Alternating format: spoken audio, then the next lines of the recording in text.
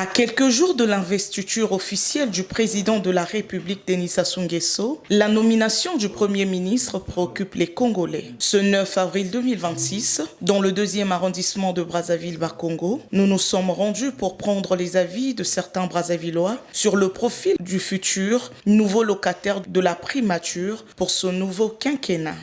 Ce n'est pas la forme de la personne qui est plus importante, et plutôt les décisions que le président prend qui doivent être exécutées par le Premier ministre. Il faut forcément qu'il soit d'abord un technocrate, fatigué avec les politiques, fatigué avec les politiques. Il faut qu'il soit un technocrate, quelqu'un qui est rompu, quelqu'un qui a le souci de la nation, quelqu'un qui peut être capable de dire non aux pressions. Il faut que ce soit un homme qui doit avoir les mains libres, quelqu'un qui va choisir ceux qui vont l'accompagner, parce que c'est lui qui va faire la politique du président. Alors il faut qu'il ait autour de lui des hommes et des femmes capables de l'accompagner.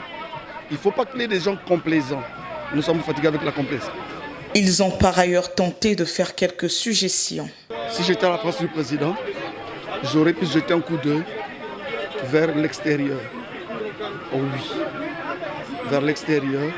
Il y a des Congolais ici qui peuvent faire l'affaire, mais je ne veux pas citer les noms. Je ne veux pas citer les noms pour ne pas...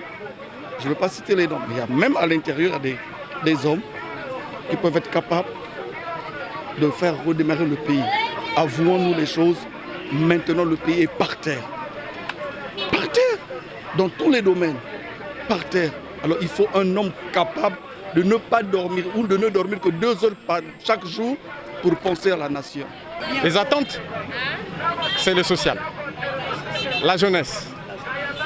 Quand on essaie de voir les éléments fondamentaux de la vie des citoyens qui relèvent de l'électricité, de l'eau, de la santé, de l'éducation, c'est-à-dire voilà, l'enseignement, quoi. Parce que, voilà. En tout cas, il revient seul à Denis Sassou Nguesso d'en décider de qui sera le Premier ministre chef du gouvernement. Car il y a certains critères de nomination qui lui sont propres.